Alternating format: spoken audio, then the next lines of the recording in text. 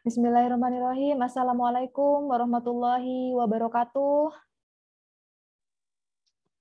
Waalaikumsalam. Waalaikumsalam warahmatullahi wabarakatuh. Selamat siang rekan-rekan mahasiswa kelas 2020A dan 2020B pada mata kuliah Hukum Lingkungan tatap muka yang keempat siang hari ini. Semoga kita semua selalu dalam lindungan Allah dan tetap diberikan kesehatan, limpahan rahmat dan juga hidayahnya. Nah, di pertemuan yang keempat kali ini, kita akan melanjutkan pembelajaran pada tatap muka yang ketiga di minggu lalu, yakni tentang optik hukum lingkungan dan juga kebijakan nasionalnya. Menginjak pada pertemuan yang keempat kali ini, kita akan membahas tentang dimensi tanggung jawab negara dalam pengelolaan lingkungan secara nasional. Di minggu kemarin kita juga sempat membahas terkait dasar hukumnya, asas, tujuan, serta sasaran yang nantinya akan kita peroleh dalam mempelajari hukum lingkungan. Selain itu, kemarin juga kita sempat membahas tentang kedudukan hukum lingkungan dalam sistem hukum di Indonesia. Selain itu, kita juga belajar mengenai peranan hukum lingkungan, lalu urgensinya. Nah, menginjak pada materi yang keempat ini terkait dimensi tanggung jawab negara dalam pengelolaan lingkungan secara nasional, kita juga mengembangkan dari materi pada minggu yang kemarin. Nah, di minggu yang kemarin kita sudah mengetahui tiga dasar utama, tiga dasar yang paling banyak atau paling mendominasi terkait asas-asas yang digunakan dalam hukum lingkungan atau dalam pelaksanaan dalam pengelolaan lingkungan hidup. Ada tiga asas, kemarin kita kan sudah ketahui asas tanggung jawab negara, lalu asas tujuan, lalu yang terakhir adalah sustainable development itu. Di dalam hukum lingkungan, pada dimensi tanggung jawab negara dalam pengelolaan lingkungan secara nasional, kita ada 3 poin utama yang akan kita bahas hingga akhir perkuliahan ini. Yang pertama, kita akan membahas tentang pengertian tanggung jawab negara secara lebih luas daripada tanggung jawab negara di minggu yang kemarin. Dan yang kedua, kita juga akan mempelajari tentang hak-hak masyarakat dalam pengelolaan lingkungan hidup. Dan yang terakhir, baru kita akan membahas tentang corporate social responsibility-nya. Oke? Dan yang pertama, tentang pengertian tanggung jawab negara. Di sini berdasarkan perspektif ketatanegaraan bahwa yang dikatakan sebagai kekuasaan negara ini tidak terlepas dari apa yang dikatakan sebagai tanggung jawab dan juga kewajiban. Tanggung jawab sebagai responsibility dan juga kewajiban sebagai liability di sini memiliki hal-hal yang harus kita perhatikan bersama. Contohnya misalnya di sini tidak hanya menguasai bahwa negara yang sudah diberikan amanat oleh konstitusi berdasarkan pasal 33 ayat 3 Undang-Undang Dasar 1945 di mana di dalam pasal tersebut mengatakan bahwa negara ini diberikan kekuasaan, diberikan kewenangan dalam mengelola seluruh sumber daya alam yang mana nantinya akan diperuntukkan guna kepentingan masyarakat yang sebesar-besarnya. Dari sini, kekuasaan negara bukan berarti memiliki, tapi berdasarkan pameo hukumnya, yang mana yang menguasai ini berarti memiliki. Maka harus bertanggung jawab. Jadi misalnya kita mempelajari di mata kuliah hukum perdata yang kemarin, itu kan ada istilah seperti ini, siapa yang menguasai bahwa dia dianggap sebagai yang memiliki. Nah, hampir mirip dengan pameo hukum yang pada hukum lingkungan ini. Karena di dalam negara mengelola, jadi negara diberikan kekuasaan, diberikan kuasa oleh undang-undang, oleh konstitusi dalam mengelola sumber daya alam, dia bukan berarti memiliki. Sama halnya dengan hal tersebut bahwa ketika dia diberikan kekuasaan, maka dia juga diberikan tanggung jawab. Tanggung jawab beserta kewajibannya, yang mana itu harus dilaksanakan. Dilihat berdasarkan pada perkembangan secara demokrasi, dua hal ini, yakni responsibility dan juga liability, antara tanggung jawab dan juga liability-nya ini merupakan suatu unsur dari kesatuan pengertian kekuasaan itu. Jadi dalam perspektif ketatanegaraan yang dikatakan sebagai kekuasaan negara atau biasanya kita kenal juga dengan state responsibility. Dan di dalam state responsibility ini tidak hanya menguasai, tapi ini harus dapat manfaatnya. Ya, manfaatnya untuk siapa? Yakni untuk kemakmuran rakyat atau social prosperity-nya. Dalam sistem pemerintahan secara modern, maka kekuasaan negara dalam perspektif lingkungan hidup dan juga sumber daya alam ini mengandung dimensi kewajiban dan juga tanggung jawab. Seperti yang dikatakan dalam teori negara demokrasi bahwa dimensi kewajiban dan juga tanggung jawab negara ini harus bersinergi juga dengan pengendalian yang secara langsung datang dari masyarakat, yang langsung datang dari masyarakat, warga negara yang dikatakan sebagai public control-nya. Public control di sini berfungsi sebagai apa? Sebagai pengendali. Pengendali dalam pemerintah melaksanakan tugasnya, melaksanakan kewajibannya yang sudah diamanatkan berdasarkan UUD 1945 di dalam pasal 33 ayat 3 itu, yang mana pemerintah atau negara dalam mengemban tanggung jawabnya dan juga menjalankan kewajibannya ini tidak terlepas dari yang namanya public control. Ditujukan untuk apa? Yakni ditujukan untuk social prosperity-nya. Dari sini, tanggung jawab negara mungkin sudah dapat dimengerti oleh rekan-rekan mahasiswa bahwasanya tanggung jawab negara ini merupakan kewajiban yang mana harus ditepati dan juga dilaksanakan oleh pemerintah selaku organisasi terbesar dalam suatu negara yang diberikan kewenangan oleh Undang-Undang Dasar. Jadi tujuannya selain itu juga mencapai good environmental governance. Good environmental governance ini merupakan penguasaan negara atas segala sumber daya alam dan juga lingkungan hidupnya. Kekuasaan ini harus diiringi dengan dimensi tanggung jawab yang di dalamnya juga melekat aspek kewajiban. Jadi adanya aspek kewajiban dan juga tanggung jawab ini merupakan suatu dimensi berdasarkan prinsip negara demokrasi yang tidak dapat terlepaskan dari state responsibility itu. Jadi untuk mencapai social prosperity-nya, maka dibutuhkan juga public control-nya guna mencapai juga good environmental governance. Jadi pemerintahan yang baik, pemerintahan terkait lingkungan hidup yang baik. Jadi tidak terlepas dari peran pemerintah selaku pemerintah itu pelaksana dari undang-undang untuk menjalankan amanat undang-undang sebagaimana yang dituangkan dalam pasal 33 ayat 3 UUD 1945 itu tadi. Jadi di sini Jul Fajri itu lebih memfokuskan di mana dimensi tanggung jawab negara ini meliputi 3 hal. Yang pertama, di sini negara memiliki kewajiban untuk memikul atas kesalahan yang dilakukan.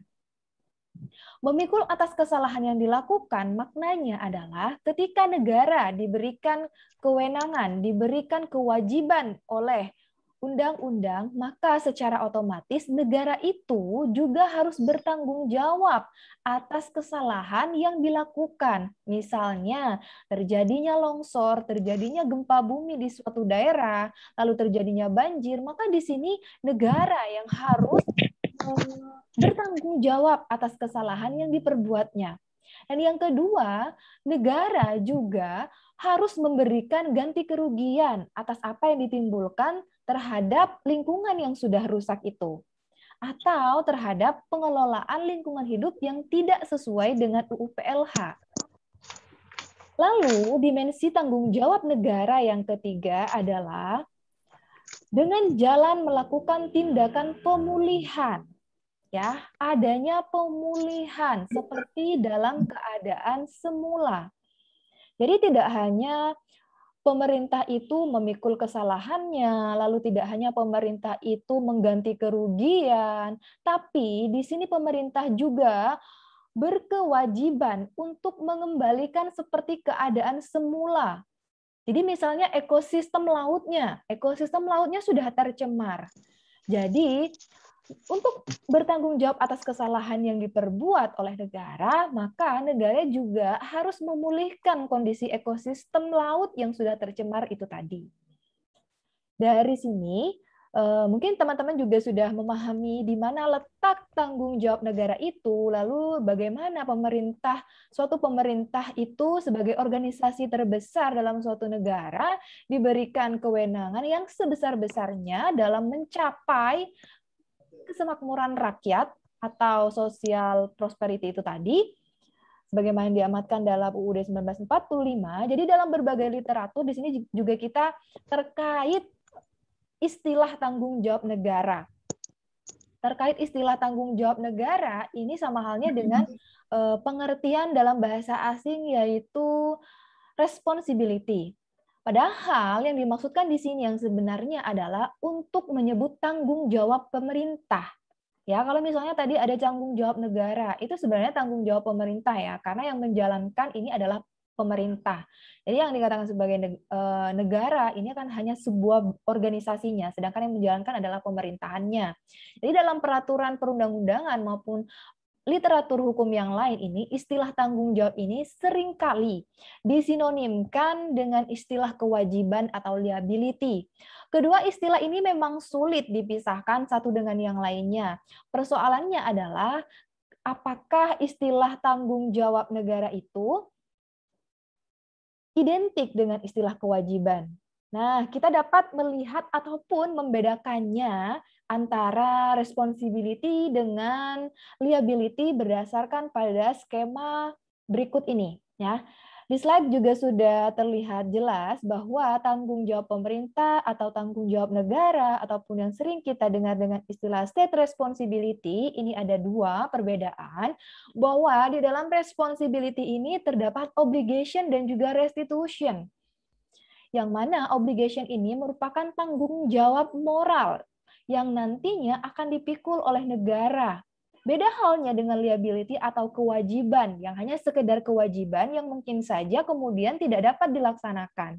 Sedangkan kalau tanggung jawab, yang namanya tanggung jawab itu kan sudah melekat pada diri masing-masing bahwa ini harus dilaksanakan. Karena kita diberikan tanggung jawab, maka secara otomatis kita juga mempunyai tanggung jawab secara moral.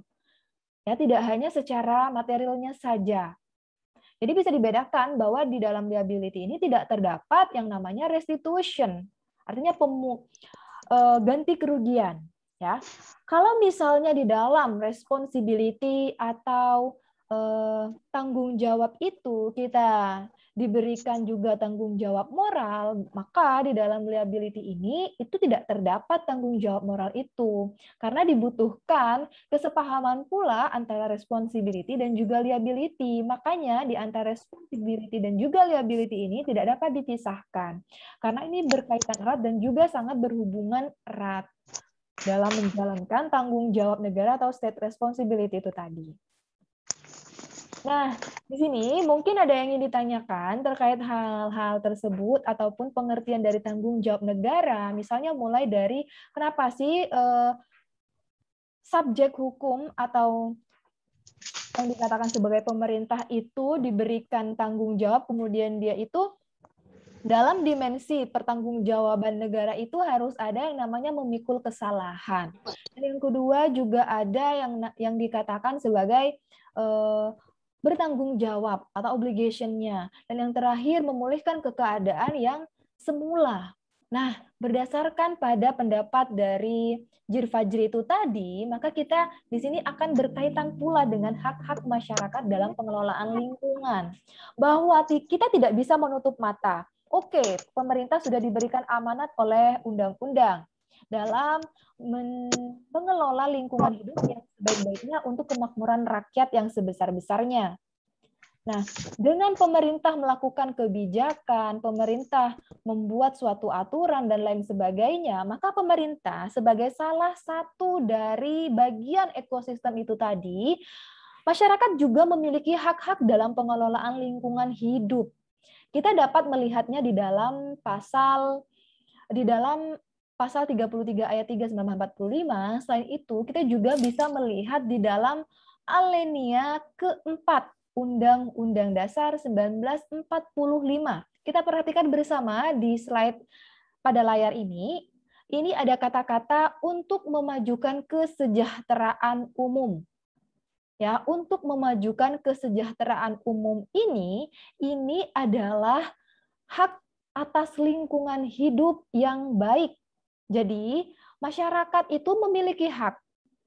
Hak apa? Hak untuk mendapatkan penghidupan yang layak, hak untuk mendapatkan lingkungan yang sehat, lingkungan yang baik, ya, dan lingkungan yang potensial, dan hal-hal ini merupakan hak-hak bagi setiap warga negara tanpa terkecuali. Ya, jadi ini sudah diamanatkan di dalam Undang-Undang 1945, kemudian harus dilaksanakan berdasarkan pasal 33 ayat 3 itu tadi.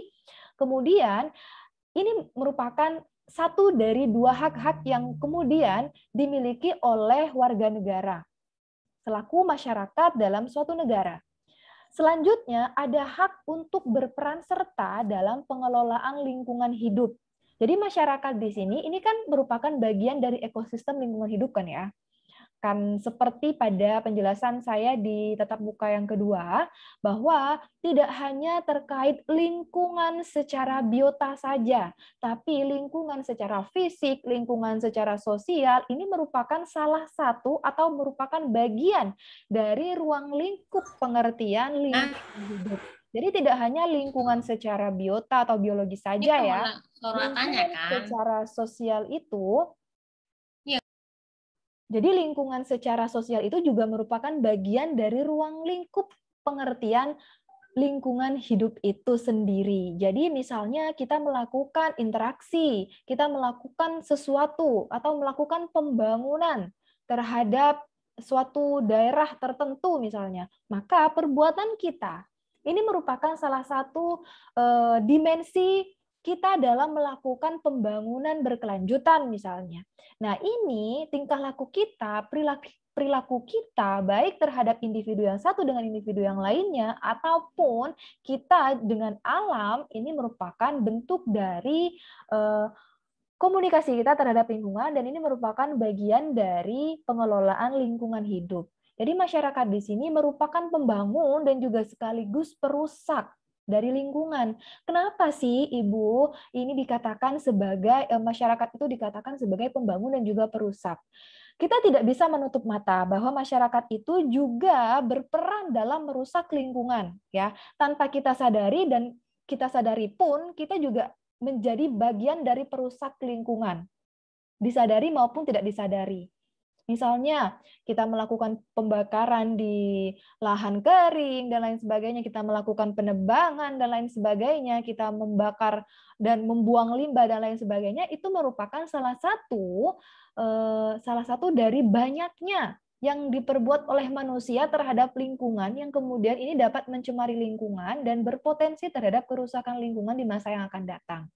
Jadi masyarakat ini turut berperan serta juga dalam pengelolaan lingkungan, baik dalam pengelolaan secara baik ataupun tidak baik, yang disadari maupun tidak disadari. Seperti yang sudah saya jelaskan barusan, seperti yang kita sadari dan juga tidak sadari itu, misalnya kita melakukan pengerusakan atau bahkan kita melakukan reboisasi, melakukan konservasi secara berkelanjutan terhadap suatu daerah dan lain sebagainya. Nah, itu merupakan salah satu peran kita dalam mengelola lingkungan hidup. Baik, silakan Mas Alvin, barusan raise hand, monggo kalau misalnya ada yang ingin ditanyakan, Mas Alvin. Mas Alvin Adam. Maaf Bu, kepencet Bu. Oh ya, kalau misalnya ada yang ingin ditanyakan, Mas, boleh. Ataupun yang lain, kalau misalnya penjelasan saya terlalu cepat, kurang dimengerti, Baik, Bu. Boleh. Yang lainnya juga diberikan kesempatan untuk bertanya. Silahkan saya berbicara dipotong, nggak apa-apa. Asalkan raise hand dulu. Silahkan raise hand kalau misalnya ada yang ingin ditanyakan.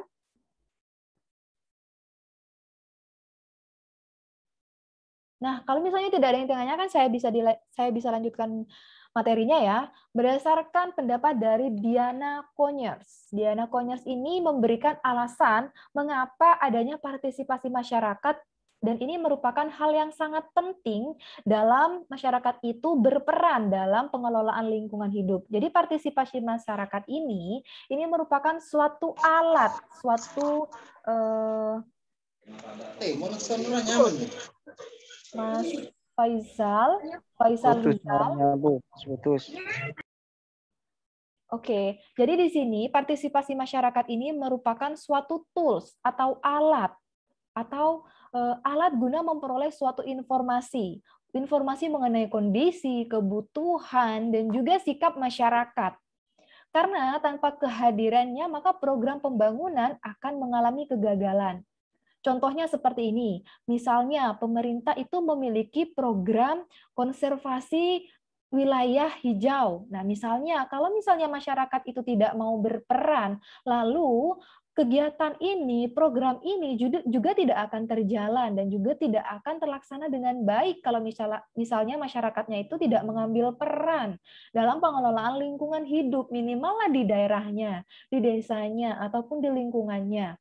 Nah, ketika masyarakat sudah acuh, sudah tidak peduli dengan program pemerintah yang seperti ini, maka masyarakat itu juga tidak mengambil peran.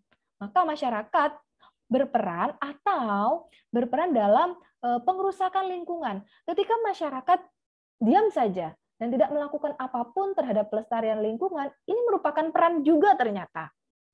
Meskipun kita diam, misalnya kita ada program pemerintah yang demikian misalnya. Nah, itu tidak dilaksanakan, tidak dijalankan dengan baik oleh masyarakatnya, itu merupakan peran juga. Peran yang tidak baik. Ya, peran yang tidak baik itu ketika dilaksanakan, ini juga akan berdampak terhadap kerusakan lingkungan. Karena kan tujuan pemerintah kan untuk melestarikan lingkungan. Maka dilakukan program A, program B, dan lain sebagainya sehingga menghabiskan anggaran yang segitu banyaknya. Tapi sasarannya tidak sesuai yang disepakati atau tidak sesuai yang diharapkan, sementara masyarakatnya itu hanya ya pasif seperti itu, tidak ikut melestarikan dalam pengelolaan lingkungan hidup. Nah, ini yang dikatakan sebagai bahwa masyarakat ini merupakan pembangun sekaligus perusak dari lingkungan itu. Jadi masyarakat ini akan lebih mempercayai proyek atau program pembangunan jika mereka merasa dilibatkan. Nah, contohnya misalnya mereka merasa dilibatkan. Kalau mereka merasa dilibatkan, berarti mereka juga diikut sertakan dalam kegiatan itu. Kadang ada yang merasa seperti ini. Ya sudahlah, kan juga saya nggak diundang. Ya sudahlah, kan saya juga nggak diikut sertakan dalam kegiatan itu. Ngapain saya ikut melestarikan lingkungan? Toh itu juga nggak menghargai saya dan lain sebagainya. Nah, perasaan-perasaan yang seperti ini juga akan berimbas terhadap banyaknya atau sedikitnya masyarakat yang turut berpartisipasi. Jadi untuk mendorong adanya partisipasi masyarakat yang banyak, ini timbul anggapan bahwa merupakan suatu hak secara demokrasi bila masyarakat itu dilibatkan dalam pembangunan dalam masyarakat itu sendiri. Jadi jangan sampai masyarakat itu merasa ada kecemburuan sosial bahwa hanya bagian-bagian dari masyarakat tertentu saja yang diikut sertakan. Nah, perasaan yang seperti ini akan timbul secara sendirinya bahwa hal ini juga tidak akan penting bagi dirinya. Maksudnya nggak ada untungnya bagi dirinya. Padahal ini sangat berguna karena ini secara tidak sadar ini juga akan berpengaruh terhadap kelangsungan hidupnya saat ini dan masa yang akan datang untuk anak cucunya yang akan datang. Jadi kita juga berperan ya dalam pengerusakan maupun pembangunan itu tadi. Nah, selain itu, mungkin dari sini ada yang ingin ditanyakan atau ada yang ingin didiskusikan. Silahkan Mbak Cindy Fatikasari, raise hand. Ya, Ibu mau tanya masalah limbah, Ibu. Ya, silakan Mbak. Bisa on cam dulu ya Mbak Cindy. Ya, Ibu. Pengaruh peningkatan limbah masker medis terhadap lingkungan dan apa sanksi terhadap pelanggaran tersebut, Ibu? Masker medis, limbah masker medis yang kemudian itu mencemari lingkungan, begitu ya Mbak Cindy? Ya, Ibu. Oke, terima kasih. Pertanyaan dari Mbak Cindy ini terkait masker yang kemudian sudah tidak dipakai dan ini menjadi limbah lingkungan, di mana ini dapat berdampak terhadap pencemaran lingkungan. Mungkin di sini ada yang ingin menanggapi atau juga yang ingin bertanya selanjutnya, monggo dipersilahkan. Kalau misalnya ada yang ingin menanggapi pertanyaan dari Mbak Cindy Fatika Sari, monggo dipersilahkan. Mungkin Mbak Shirley ya. Mbak Shirley atau Mas Ivan dan yang lain juga monggo dipersilakan kalau misalnya ada yang ingin menanggapi pertanyaan dari Mbak Cindy Fatika Sari. Nggak apa-apa, jangan takut berargumen, saya tidak akan menyalahkan. Kalau misalnya ada yang kurang-kurang nanti saya tambahkan. Silakan Mbak Nadia ya. Nadia Al-Islamiyah ataupun Mbak Nabila. Mbak Meita, silahkan, monggo. Jadi sebenarnya permasalahan yang disebutkan atau yang dicontohkan oleh Mbak Cindy Fatika Sari ini merupakan permasalahan yang saat ini kita hadapi bersama. Tanpa kita sadari, kita menggunakan masker medis, masker sekali pakai, ya. Masker sekali pakai itu kita tahu bahwa ini komposisinya atau elemennya itu kan dari bahan-bahan yang tidak dapat terurai secara langsung. Jadi artinya butuh beberapa tahun, bahkan ratusan tahun agar masker yang sudah sekali pakai dan tidak terpakai itu untuk terurai. Nah, limbah masker yang tidak terpakai ini bagaimana penanganannya? Kita kembalikan lagi kepada masyarakat dan juga pemerintah. Kita sebagai pengguna, yaitu pengguna secara konsumtif ya, kita kan sebagai masyarakat yang konsumtif terhadap masker. Bagaimana kita meminimalisirkan limbah itu? Contohnya, kalau misalnya itu dibakar, itu akan berpengaruh terhadap lingkungan di udara. Maka udaranya akan semakin tercemar. Selanjutnya, kalau misalnya ini tidak dipisah, artinya ini digabung dengan sampah organik ataupun digabung ke sampah anorganik. Nah, ini juga akan berpengaruh. Jadi pintar-pintarnya kita, apakah limbah masker ini termasuk ke dalam sampah organik ataupun sampah anorganik. Karena ketika sampah organik dan sampah anorganik ini dicampur dalam satu tempat, ini semakin lama akan semakin susah untuk diuraikan.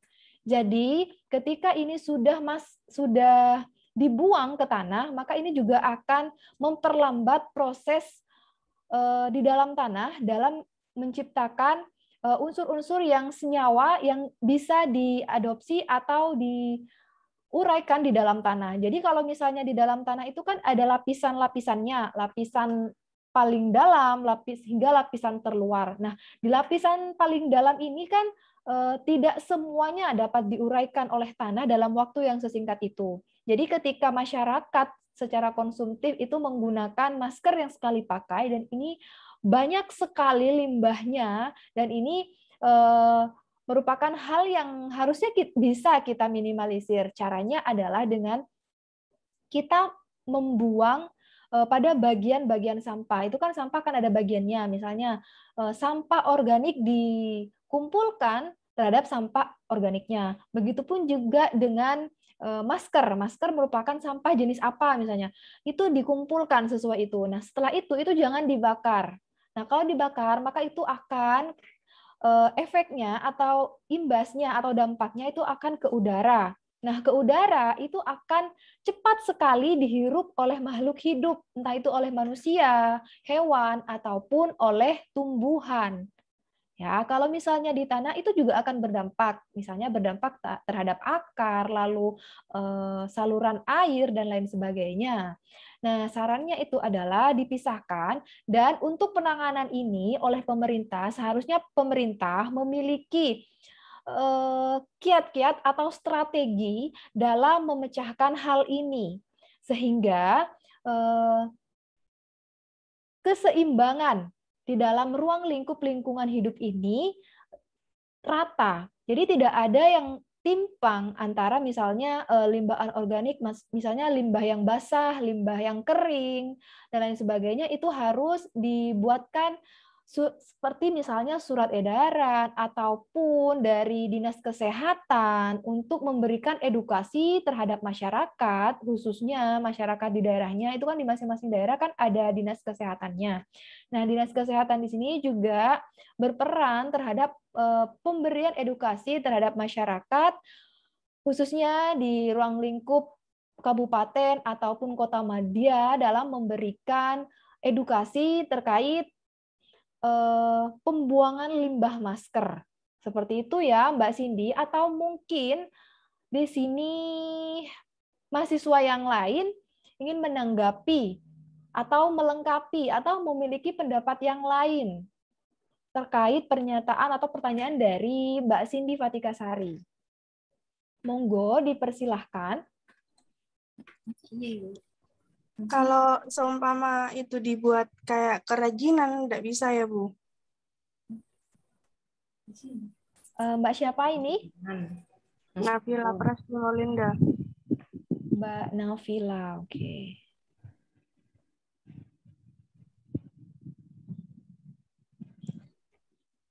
Kan Bisa, waktu itu bisa, kan Mbak.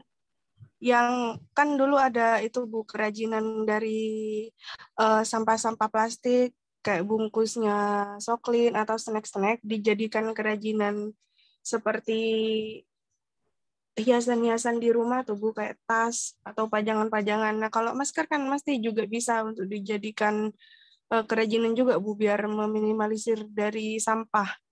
Boleh, bisa. Asal kita bisa, gini ya Mbak, kalau misalnya itu kan limbah plastik atau limbah botol minuman yang plastik itu ya, kita bisa gunakan atau didaur ulang.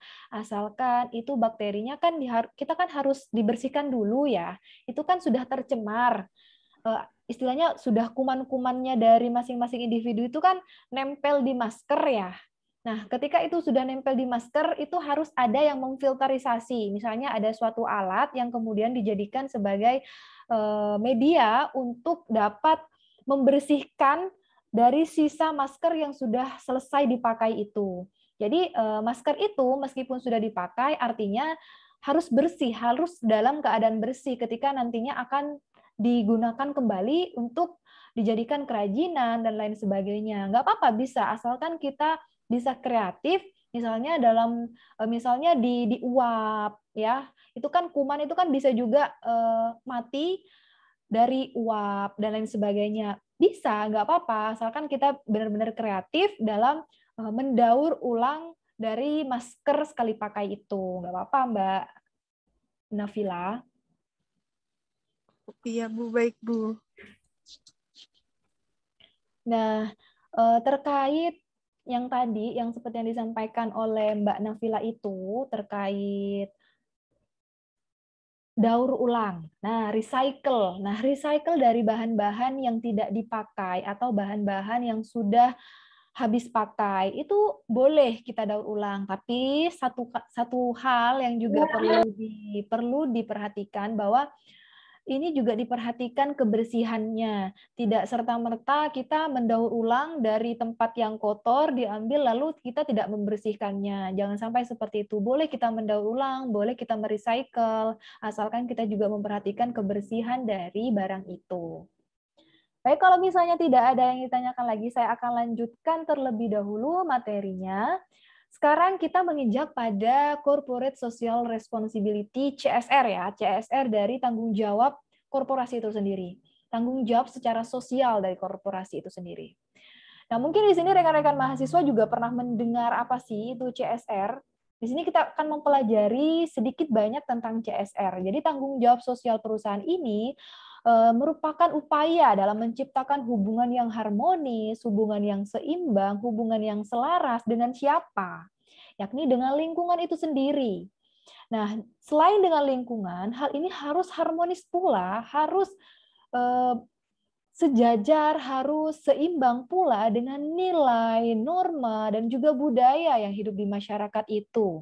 Jadi perusahaan tersebut itu dalam melakukan kegiatan, dalam melakukan pembangunan di suatu daerah, khususnya di daerah yang kecil, di daerah yang masih sangat minim pembangunan, kemudian ada suatu korporasi yang ingin melakukan pembangunan pabrik, pembangunan apartemen, hotel, dan lain sebagainya, hal ini harus memperhatikan keharmonisan itu tadi, keharmonisan dengan lingkungannya.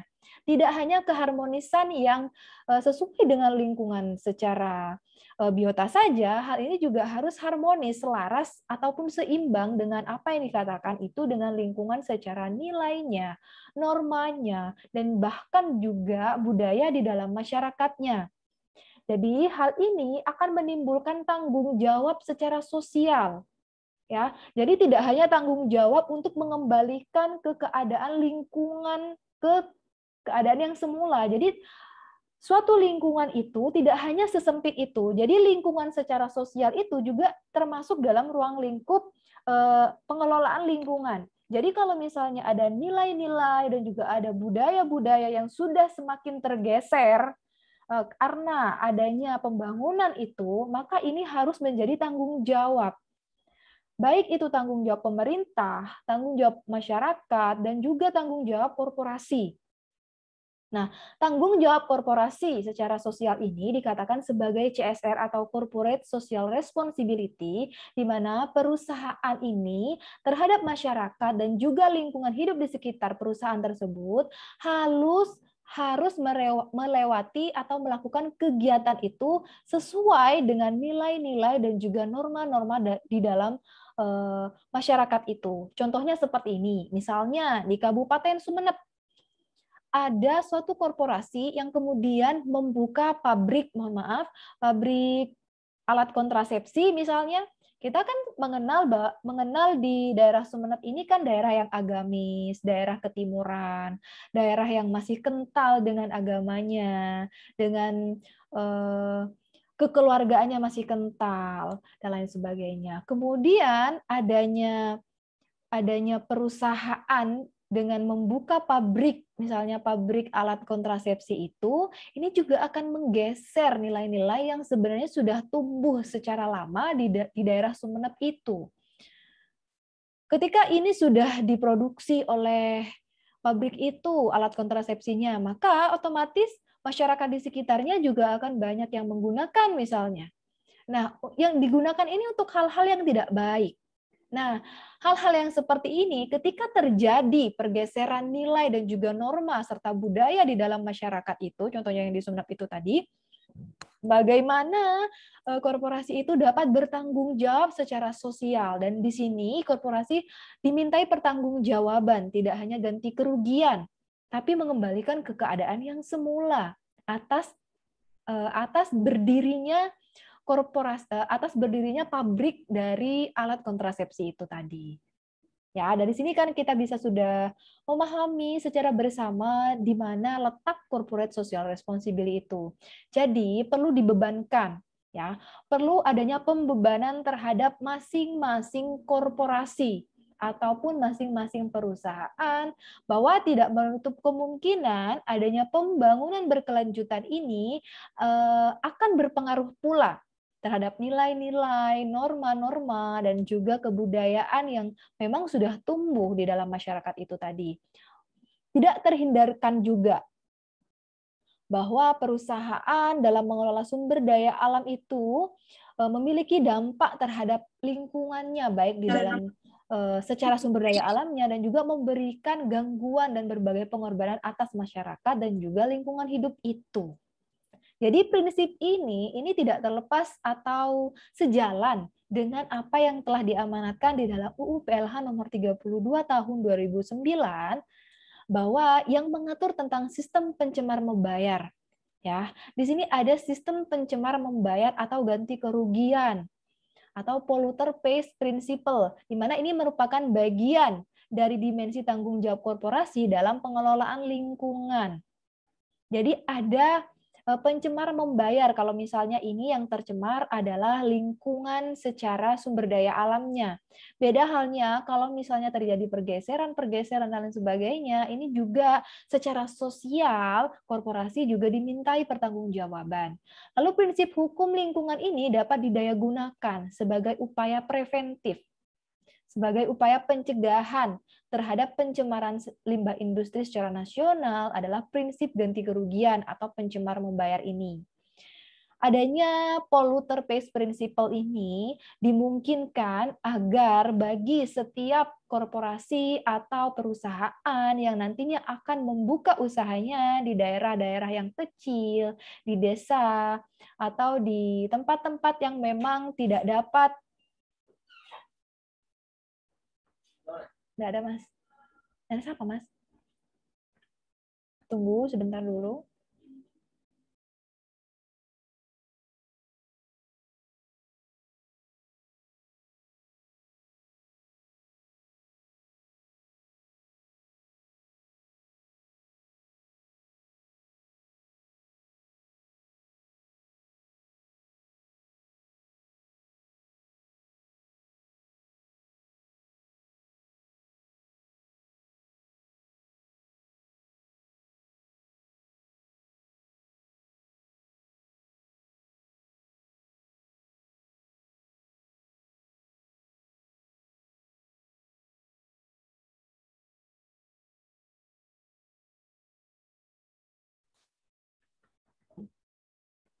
Baik, saya lanjutkan. Mungkin di dalam materi ini tentang corporate social responsibility ada yang ditanyakan lagi?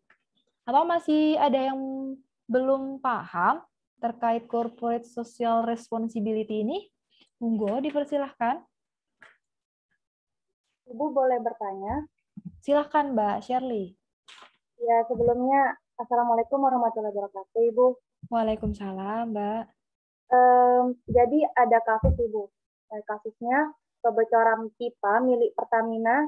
Jadi kan sehingga minyak mentah yang milik Pertamina tersebut mencemari pesisir di Karawang, Jawa Barat. Itu kasusnya, Ibu. Nah, karena Pertamina sendiri adalah salah satu badan usaha milik negara, lalu bagaimana pertanggungjawaban terhadap kasus tersebut, Ibu? Begitu, Ibu. Terima kasih, Ibu. Mohon maaf. Assalamualaikum warahmatullahi wabarakatuh. Waalaikumsalam warahmatullahi wabarakatuh. Terima kasih, pertanyaannya sangat baik sekali dari Mbak Shirley.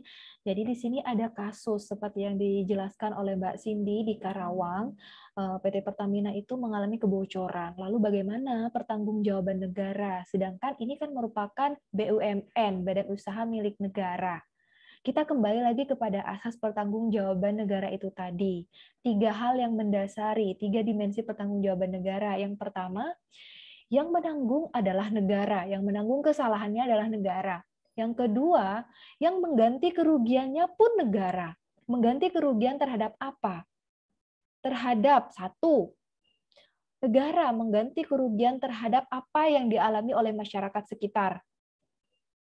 Ya, yang kedua, yang terakhir ataupun ini merupakan dimensi pertanggungjawaban negara yang terakhir adalah mengembalikan ke kondisi yang semula. Mengembalikan ke kondisi yang semula adalah seperti ini contohnya. Negara kan sudah diberikan tanggung jawab dalam pengelolaan lingkungan hidup yang sebesar-besarnya untuk kemakmuran rakyat, ya kan? Ketika negara sudah diberikan kewenangan itu, diberikan amanat itu, diberikan tanggung jawab itu, kemudian terjadi permasalahan seperti yang disebutkan oleh Mbak Shirley. Nah, itu kan kilang minyak yang keluar dan kemudian itu mencemari tanah, mencemari air, dan lingkungan hidup di daerah itu juga tercemar. Yang biasanya tumbuhan di situ itu tumbuh lebih lama, lalu di daerah itu subur, kemudian akibat dari bocornya kilang minyak itu, maka tanahnya menjadi tidak subur. Dan ini akan berpotensi terhadap beberapa tahun mendatang. Jadi bagaimana pemerintah itu dapat mengembalikan ke dalam kondisi yang semula. Yang semula yang awalnya itu subur, bagaimana caranya bisa mengembalikan ke keadaan itu. Nah, tentunya ini harus berdasarkan analisis dari berbagai pakar lingkungan. Contohnya misalnya dari bidang pertanian misalnya, pertanian di bidang pertanian ataupun teknologi. Nah, ini biasanya lebih paham terkait hal-hal apa saja yang kemudian nanti dapat memicu kesuburan tanah itu. dengan cara misalnya tanah itu dilakukan reboisasi dan lain sebagainya, lalu dijadikan lahan yang produktif. Nah, untuk dijadikan lahan yang produktif itu, karena tanahnya sudah tercemar, maka hal-hal atau langkah-langkah apa saja yang kemudian dapat dilakukan oleh pakar dari bidangnya itu. Nah, selain itu, pemerintah kan 3 dimensi itu kan sudah menjadi tanggung jawab yang memang sudah dijalankan oleh pemerintah ketika terjadi permasalahan yang seperti ini. Nah, hal ini juga selaras dengan apa yang dikatakan di dalam asas pengelolaan lingkungan hidup, yakni asas tanggung jawab negara, asas pencemar membayar itu tadi. Jadi yang di sini yang mendapatkan punishment itu tidak hanya negara sebagai pertanggungjawaban negara, tapi juga ada pencemar membayar. Nah, pencemar membayar ini sebenarnya kesalahan siapa? Nah, ini kalau misalnya merupakan keteledoran ataupun kesalahan dari pihak BUMN-nya, ya ini merupakan tanggung jawab pula yang harus dibayar oleh BUMN itu. Meskipun BUMN itu berada di bawah naungan negara. Jadi kasnya itu kan memang sudah ada anggaran ya, sudah ada anggaran dari pemerintah yang kemudian itu dialokasikan ke BUMN itu. Nah, selain itu pemerintah selain dari anggaran BUMN itu, pemerintah juga mengambil dari anggaran. Anggaran apa? Anggaran bencana. Anggaran bencana ini biasanya sudah dialokasikan tiap tahunnya. Misalnya terjadi bencana ini, ini kan akan berpotensi ya terhadap kesuburan lingkungan. Nah, jadi terhadap kesuburan lingkungan ini merupakan hal yang memang sudah harus dijalankan oleh pemerintah dan juga oleh korporasi itu. Jadi tanpa melepas tangan korporasi ini, meskipun ini merupakan BUMN, badan usaha milik negara yang berada di bawah kuasa pemerintah, tapi ini pimpinannya dan lain sebagainya, ini juga harus mempertanggungjawabkannya. Seperti yang sudah saya jelaskan di awal, barusan terkait corporate responsibility itu tidak terlepas entah itu korporasi milik negara ataupun bukan milik negara, ini juga diberikan tanggung jawab dan dapat dimintai pertanggungjawaban itu sendiri, seperti pencemar membayar, teori pencemar membayar, dan juga asas pertanggungjawaban negara. Jadi entah itu negara ataupun korporasinya ini tidak dapat lepas tangan, karena ini menyangkut jiwa ataupun kelangsungan hidup orang banyak. Ya, kalau misalnya ini dibiarkan, ini juga akan berdampak terhadap ekosistem yang lainnya, seperti pada rantai makanan itu. Kalau misalnya ekosistem tanahnya sudah tidak baik, maka ekosistem tumbuhannya juga akan mati. Nah, ketika ekosistem tumbuhannya di situ, misalnya padinya tidak dapat tumbuh dengan baik, ataupun berkebunnya tidak dapat tumbuh dengan baik, maka itu akan kesulitan memproduksi hasil taninya misalnya. Ini juga akan mengurangi pemasokan beras di Indonesia misalnya. Nah, hal-hal yang seperti inilah yang kemudian ini akan berperan dalam berhasil atau tidaknya kita dalam mengelola lingkungan hidup. Nah, seperti yang saya sudah jelaskan tadi, manusia selain sebagai pembangun, dia juga sebagai perusak. Ya, mungkin dari sini jawaban saya dapat diterima oleh Mbak Shirley, atau Mbak Shirley memiliki ada yang ingin disampaikan lagi, monggo dipersilahkan Mbak Shirley. Tidak, Ibu. Terima kasih banyak penjelasannya, Ibu. Baik, terima kasih kembali Mbak Shirley. Mas Ivan, silahkan Mas. Baik Ibu, terima kasih. Di sini sedikit bercerita Ibu.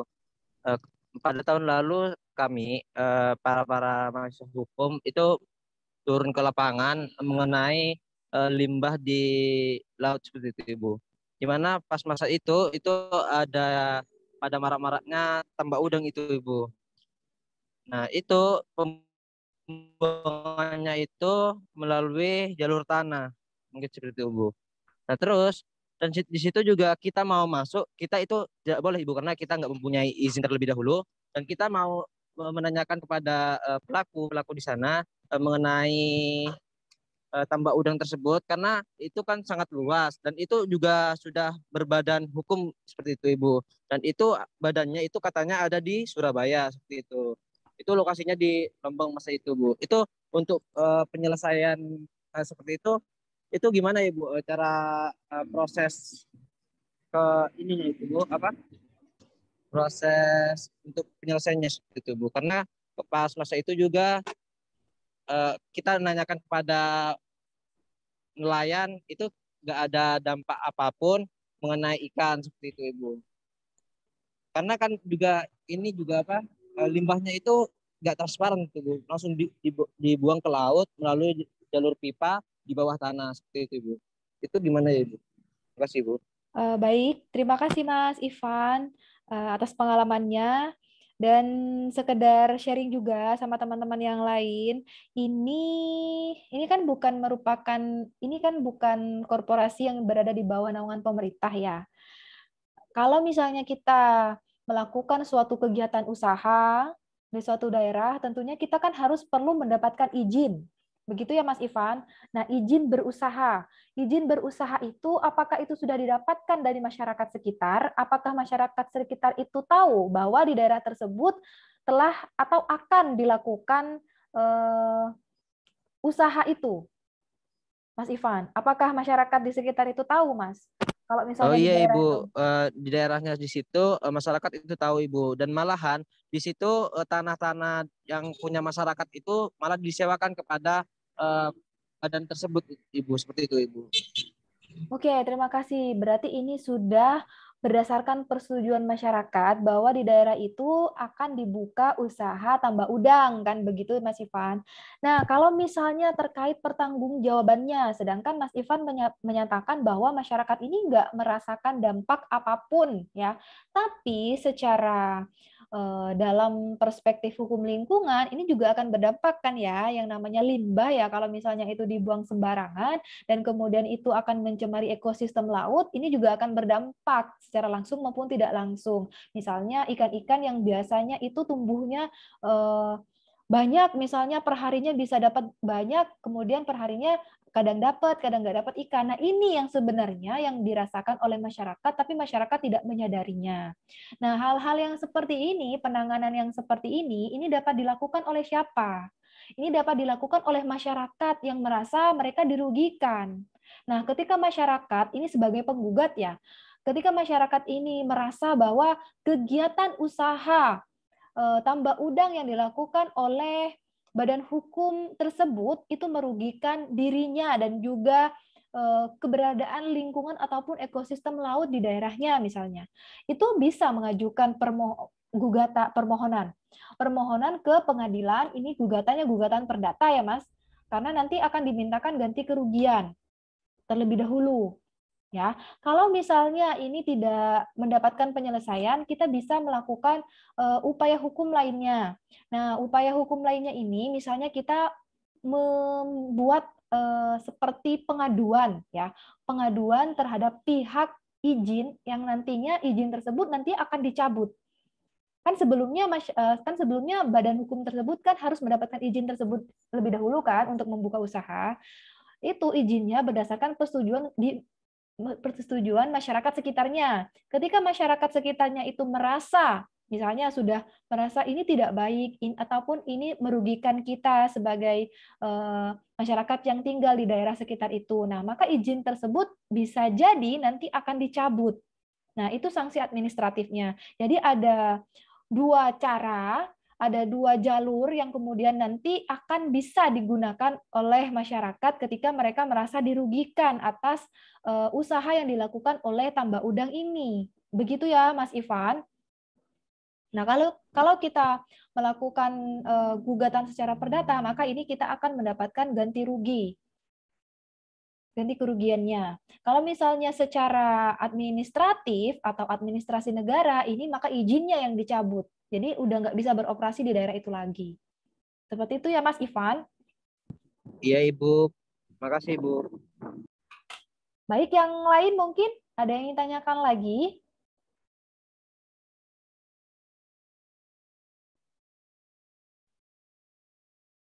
Saya lanjut, tindakan hukum tertentu bagi pencemar lingkungan hidup. Jadi perintah untuk memasang atau memperbaiki unit pengelolaan limbah sehingga limbah itu sesuai dengan baku mutu lingkungan hidup yang ditentukan. Maksudnya di sini adalah mutu lingkungan hidup yang mana ini sudah dikonsepkan oleh pemerintah, misalnya untuk daerah pesisir, mutu lingkungan hidup yang sudah disepakati oleh pemerintah, misalnya untuk daerah pesisir itu yang seperti apa. Nah, ketika ini sudah tercemari oleh limbah, seperti yang dicontohkan oleh Mas Ivan, limbah dari tambak udang itu misalnya. Nah, ini bagaimana tindakan hukum tertentu. Nah, itu sebagaimana yang sudah saya jelaskan barusan. Lalu memulihkan fungsi lingkungan hidup, menghilangkan atau memusnahkan penyebabnya. Nah, dengan cara memulihkan itu, ini butuh pertanggungjawaban negara juga selain pertanggungjawaban korporasi itu. Untuk menghilangkan atau memusnahkan penyebab itu dengan cara mencabut izinnya, izin berusahanya dari timbulnya pencemaran yang diakibatkan oleh tambak udang itu tadi. Pembebanan uang paksa atau duangsom atas setiap hari keterlambatan pelaksanaan perintah pengadilan untuk melaksanakan tindakan tertentu adalah demi pelestarian fungsi lingkungan hidup. Jadi prinsip pencemar membayar ini juga identik atau bersinergi dengan adanya duangsom atau uang paksa, ya. Seperti yang dikatakan atau pendapat dari Suparto Wijoyo bahwa ada dua kesulitan yang dihadapi oleh korban atau pencemar. Yang pertama penggugat. Seperti yang saya sebutkan dari kasusnya yang dicontohkan oleh Mas Ivan, kita sebagai penggugat, sebagai seseorang yang dirugikan, ketika akan melakukan gugatan hukum terhadap ganti kerugian itu melalui pengadilan, ini yang menjadi kesulitan sebenarnya apa? Yang pertama, penggugat itu sulit membuktikan unsur-unsur yang terdapat dalam pasal 1365 KUH Perdata.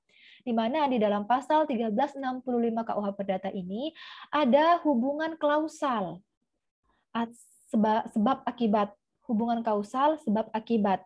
Jadi kalau misalnya bisa dicek di pasal 1365 KUH Perdata itu, di dalam pasal 1365 KUH Perdata ini apakah ada tanggung jawab renteng atau tidak? Apakah ini merupakan pelimpahan wewenang secara delegatif dan lain sebagainya. Nah, ketika ini pelimpahan wewenang dari atasan ke bawahan, yang bertanggung jawab itu atasannya atau bawahannya sebagai pelaksananya atau yang melakukan atau pelakunya lah. Nah, di sini penggugat nanti akan kesulitan dalam membuktikan unsur-unsur itu. Kesalahan tergugat ini atau bukti-bukti ini akan dirasa sangat memberatkan bagi penggugat atau bagi orang yang merasa dirugikan. Selain itu juga mengingat mahalnya biaya perkara dalam kasus lingkungan. Penggugat dalam menghadapi masalah beban pembuktian dalam kasus pencemaran lingkungan atau korban pencemaran lingkungan ini pada umumnya ini masih awam. Ini kesulitan yang kedua. Ini masih awam ya. Seperti yang dicontohkan oleh Mas Ivan di daerah Lombang, ini kan lokasinya di daerah Lombang, dengan adanya badan hukum itu yang dari Surabaya yang membuka usaha tambak udang itu, ini kan masyarakat di daerah sana kan masih awam terkait penyelesaian masalah yang seperti ini. Maka kita sebagai masyarakat misalnya yang hidup di daerah Lombang itu yang berdekatan dengan usaha tambak udang itu juga merasa berat dalam membuktikan kebenaran atas gugatannya itu. Jadi posisinya masih benar-benar lemah karena awamnya dan juga karena beratnya membuktikan bahwa adanya hubungan kausal atau sebab akibat itu tadi. Jadi tanggung jawab sosial korporasi atau corporate social responsibility ini dapat disimpulkan bahwa CSR ini merupakan perluasan dari tanggung jawab perusahaan secara hukum. Hal ini menunjukkan bahwa pengaturan hukum ini berkaitan dengan CSR. Dan ini bersifat memaksa atau bersifat imperatif. Jadi apabila perusahaan ini tidak dapat melakukan ketentuan-ketentuan sebagaimana dimaksud atau sebagaimana yang telah dituangkan di dalam UU PLH nomor 32 tahun 2009, maka perusahaan akan dikenakan sanksi. Baik sanksi perdata, sanksi administratif, dan lain sebagainya. Oleh karena itu, pelaksanaan tanggung jawab sosial korporasi atau CSR itu tadi, ini harus berdasarkan UU PLH. Sebagai bersifat filantropik belaka, tapi aksi amal ini untuk memanfaatkan lingkungan sosial secara maksimal. Jadi adanya upaya hukum yang kemudian dilakukan oleh masyarakat yang nantinya merasa itu dirugikan dengan adanya kegiatan-kegiatan usaha yang dilakukan oleh korporasi ini harus sesuai atau bersinergi dengan apa yang telah diamanatkan di dalam UU PLH. Bisa dilihat di dalam pasal 2-nya di dalam Undang-Undang Pengelolaan dan Perlindungan Lingkungan Hidup itu tadi. Di asas-asasnya itu sudah banyak digunakan bahwa dalam melakukan penyelesaian terhadap permasalahan yang seperti ini seperti apa. Semuanya sudah ada. Di sini mungkin ada yang ingin ditanyakan lagi, monggo dipersilahkan rekan-rekan mahasiswa kelas A dan juga kelas B.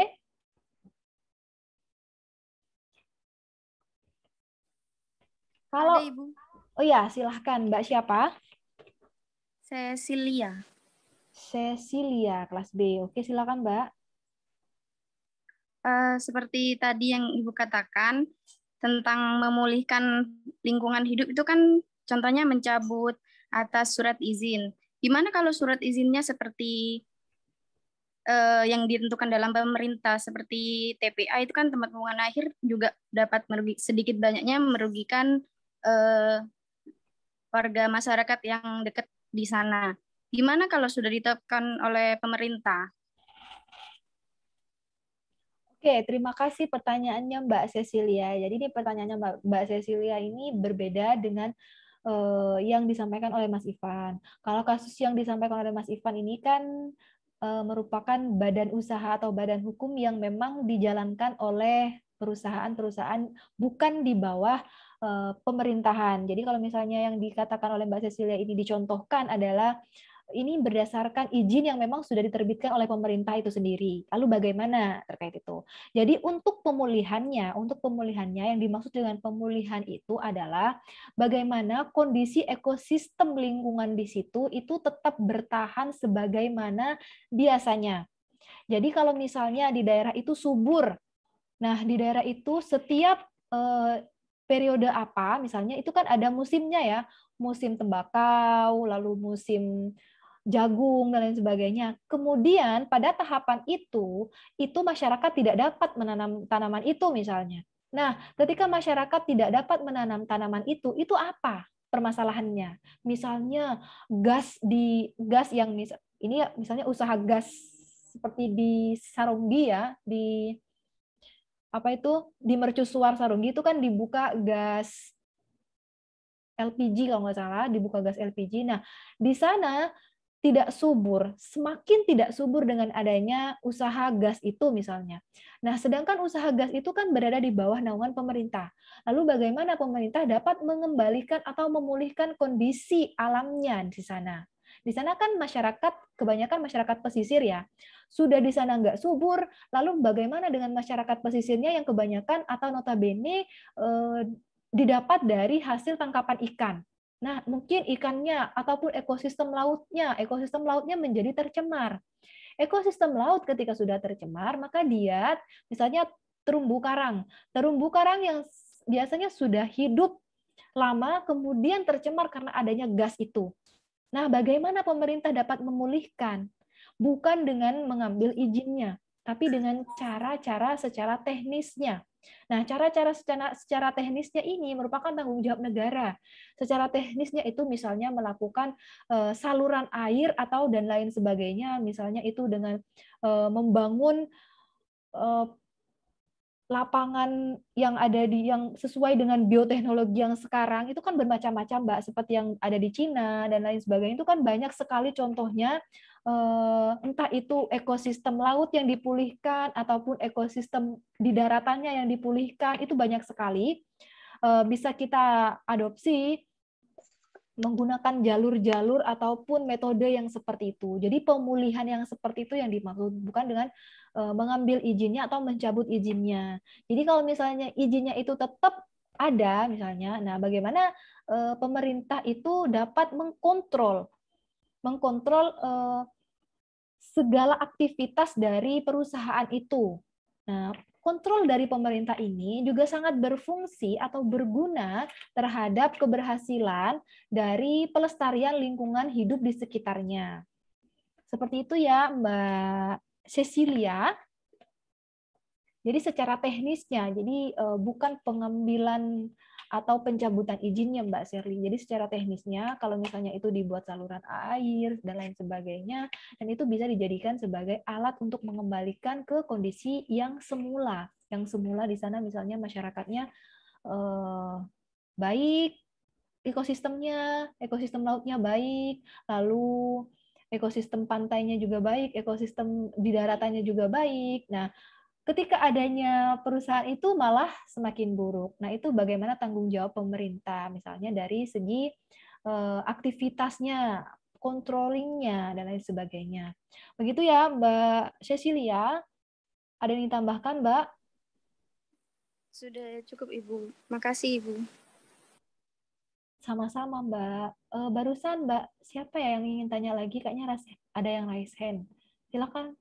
Raise lagi kalau ada yang tanyakan, Mbak. Masnya mungkin.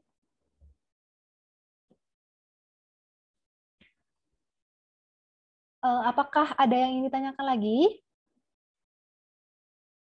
Rekan-rekan mahasiswa, kalau misalnya tidak ada.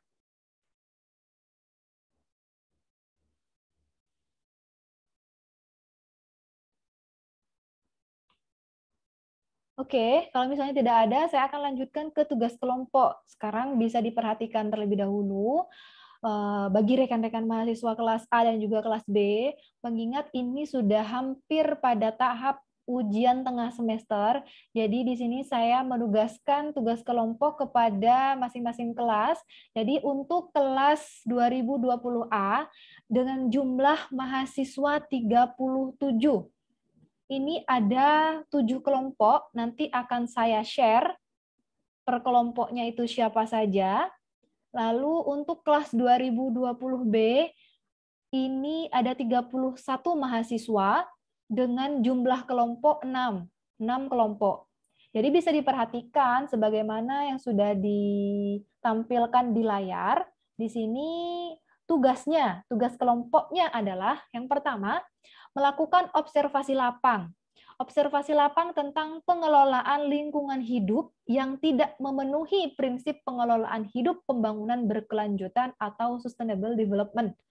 Jadi rekan-rekan mahasiswa ini harus menemukan objek atau lokasinya. Objek lokasinya harus ditemukan lebih dahulu, ditentukan. Misalnya itu objeknya di desa, misalnya seperti Mas Ivan, misalnya di Desa Lombang. Nah, itu di daerah pesisirnya, boleh, silahkan. Lalu, ataupun di perkumpulannya, ataupun instansinya, dan lain-lain sebagainya, itu harus ditentukan terlebih dahulu, dan dianalisis atau dilakukan upaya observasi secara lapang. Nah, laporan observasi ini dibuat dalam bentuk makalah. Ini sudah ada, minimal halamannya adalah 15 halaman, Times New Roman bentuk tulisannya, 12 PT, dan spasinya 1,5. Kelompok sudah ditentukan berdasarkan absensi ya, nanti saya share lebih lanjut di masing-masing grup. Dan pengerjaan tugas kelompok ini adalah 14 hari atau 2 minggu sejak hari ini, sejak 15 Oktober. Jadi ini tidak perlu dikumpulkan dalam bentuk hardnya ya, ini hanya dikumpulkan soft file-nya melalui email saya yang sudah ada di slide ini. Lalu, ini kan tugas kelompoknya. Lalu, untuk nilai UTS-nya, jadi saya tidak mengadakan UTS secara tulis, tidak. Langsung nilai UTS saya ambil dari presentasi makalah tersebut. Jadi diupayakan nanti di masing-masing kelompok ini kan ada ketua kelompoknya atau ada koordinatornya. Nah, koordinatornya silahkan diatur teknisnya bagaimana, yang kemudian nanti pada saat presentasi semua anggota wajib presentasi, wajib menanggapi, wajib menjawab, wajib menyanggah dan lain sebagainya sebagaimana nanti aktif di dalam forum diskusi, ya. Lalu kemudian nanti kita akan dipresentasikan melalui Zoom di tatap muka yang ke-6, tanggal 29 Oktober, nanti bergiliran. Saya yang akan menunjuk kelompok siapa saja yang maju terlebih dahulu. Jadi kan ini kan sudah dikumpulkan ya, selama 14 hari itu kan sudah dikumpulkan. Lalu saya akan tunjuk kelompok yang mana yang akan maju duluan. Otomatis kalian sudah harus dipersiapkan materinya, slide-nya, dan lain sebagainya sebagai pendukung dalam melakukan presentasi. Nah, nanti kalau misalnya ada yang ingin bertanya, ada yang ingin menanggapi, boleh dipersilakan dan itu akan menjadi nilai tambahan di dalam UTS. Jadi nilai UTS itu tidak hanya berdasarkan presentasi saja, tapi itu berdasarkan bagaimana kita menanggapi dari presentasi kelompok yang lain. Ya, seperti itu rekan mahasiswa. Kalau misalnya ada yang ingin ditanyakan, boleh disampaikan, silahkan. Silakan kalau misalnya ada yang ingin ditanyakan terkait tugas kelompok ini. Mohon maaf Ibu, mau bertanya. Ya, Mbak.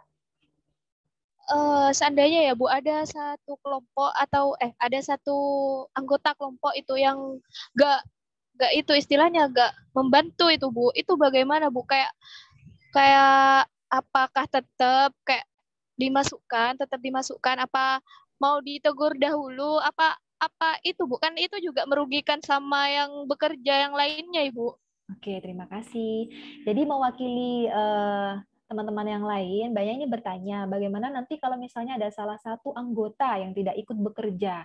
Nah, pastinya dalam pengerjaan makalah ini, laporannya itu harus disertakan dengan dokumentasi. Jadi jangan lupa dokumentasinya di akhir. Saya mau nanti di dokumentasi itu ada kalian dengan masyarakat di sana, entah itu masyarakatnya, kalau itu di desa, lalu entah itu dengan pimpinannya, kalau misalnya itu di instansi, ya, jangan lupa dokumentasi, dan pada saat melakukan observasi lapang itu jangan lupa pakai alma mater sebagai identitas mahasiswa. Kalau misalnya kalian itu ditugaskan dalam suatu mata kuliah untuk mengerjakan tugas kelompok, jadi kalau misalnya di instansi itu kan kadang ada beberapa yang memang tidak diperbolehkan untuk masyarakat umum. Jadi kalau misalnya untuk kaum akademika, kaum intelektual ataupun mahasiswa seperti kalian ini, mungkin mereka akan lebih terbuka dalam memberikan data-data, dalam memberikan informasi, karena ini untuk kepentingan ilmiah, secara ilmiah ya. Jadi nggak apa-apa kalau misalnya rekan temannya atau anggotanya itu tidak ada yang ikut berpartisipasi atau istilahnya nggak mengerjakan lah, itu kan nanti ketahuan dari dokumentasinya ya Mbak ya. Jadi ketahuan juga siapa yang kerja, siapa yang nggak kerja. Yang jelas nanti kalau misalnya ada salah satu anggota yang tidak presentasi, berarti itu kan sudah nggak ikut mengerjakan dengan kelompoknya, ya kan? Jadi Ya, nilai UTS-nya saya ambil dari presentasi itu. Ya, silahkan Mas. Itu poin 1 kan ke lapangan ya kan Bu, kan itu kan semacam investigasi gitu Bu. Ya betul Mas. Ya kan, apa perlu bukti semacam foto gitu Bu terkait? Betul Mas, perlu sekali. Dokumentasi itu perlu nanti dilampirkan di akhir makalahnya, ditulis aja di lampiran itu. Lalu kalau misalnya ada dokumen fisik atau dokumen pendukung, misalnya ada data dan lain sebagainya, itu sangat baik sekali nanti sebagai bahan pendukung dari analisis rekan-rekan. Jadi nanti teman-teman ini mencari pembangunan yang dilakukan di desa ataupun yang dilakukan oleh instansi, kemudian dianalisis. Ya. Kira-kira kalau itu kan mengenai lokasi yang mau diinvestigasi itu apakah sudah ditentukan oleh Ibu atau gimana? Oh tidak Mas, itu dibebaskan bagi masing-masing kelompok asalkan nggak sama objeknya. Oh, berarti kalau sama objeknya tuh nggak boleh? Iya, nggak boleh Mas. Misalnya di dinas lingkungan hidup sebenarnya jangan di dinas lingkungan hidup semua gitu loh. Bisa di desa mana, asalkan itu merupakan kegiatan pembangunan berkelanjutan yang kemudian dampaknya itu dapat berpengaruh terhadap lingkungan hidup. Baik Bu, makasih Bu. Ya, contohnya kayak yang tadi disimulasikan oleh Mas Ivan, adanya tambak udang. Nah, pembangunan-pembangunan yang seperti itu, maksudnya dicari kayak gitu loh. Jadi dianalisis di mana letak ketidaksesuaian proses pengerjaan dari pembangunan itu di mana. Lalu kemudian dianalisis di mana apa yang seharusnya dilakukan oleh instansi itu atau oleh korporasi itu. Seperti itu ya. Iya, Ibu. Baik Bu, makasih Bu.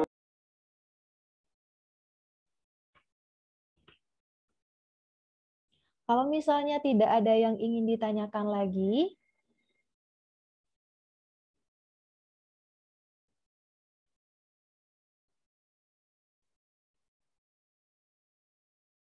oke, apa masih ada yang ditanyakan lagi? Silahkan.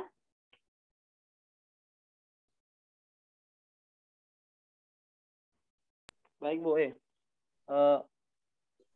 Bu, karena mohon begini Bu, kurang jelas Bu, tadi ada mengenai yang itu Bu. itu kelompoknya sama apa? Sama materinya itu nanti di-share ulang ya Bu di grup WhatsApp ya Bu. Boleh. Ini di screenshot aja, nggak apa-apa. Ya, saya tampilkan lagi slide-nya. Nanti ini tugasnya di screenshot aja. Ini saya sudah tampilkan.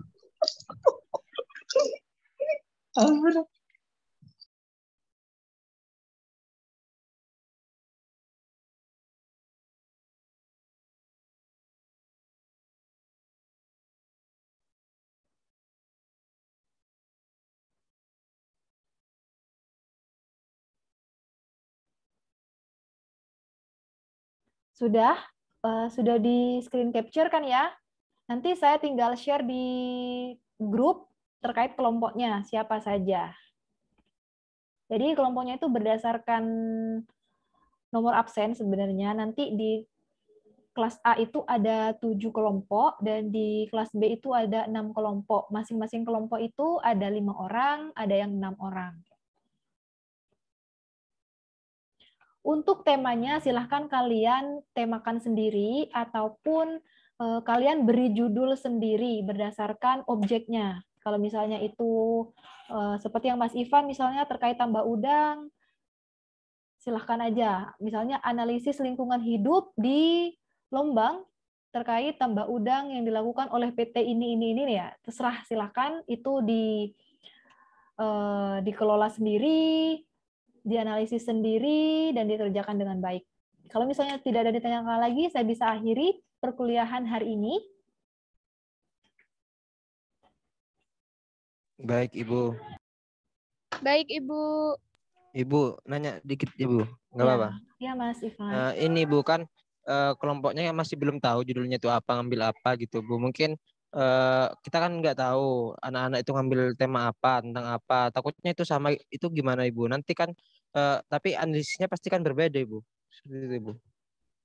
Nggak apa-apa, Mas. Kan gini, Mas. Misalnya ya, di daerah Lombang, itu kan tambak udangnya, misalnya tambak udang. Tambak udang di sana ada berapa sih? Masa cuma ada satu? Misalnya di PT apa yang Mas Ivan. Nah, sedangkan yang punyanya Mbak Shirley di Lombang juga, tapi analisisnya juga tambak udang, tapi bukan PT yang Mas Ivan, nggak sama, nggak apa-apa itu, Mas.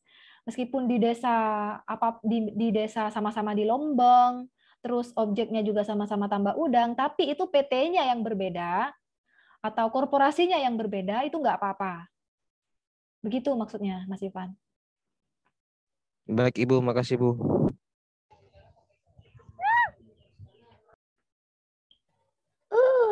Mbak Nurul Mama barusan mau tanya atau gimana? Enggak, Bu. Sudah terwakili sama Mas Ivan. Oh iya. Baik, kalau misalnya tidak ada yang ditanyakan lagi, saya akhiri perkuliahan hari ini. Terima kasih atas partisipasinya. Jaga kesehatan.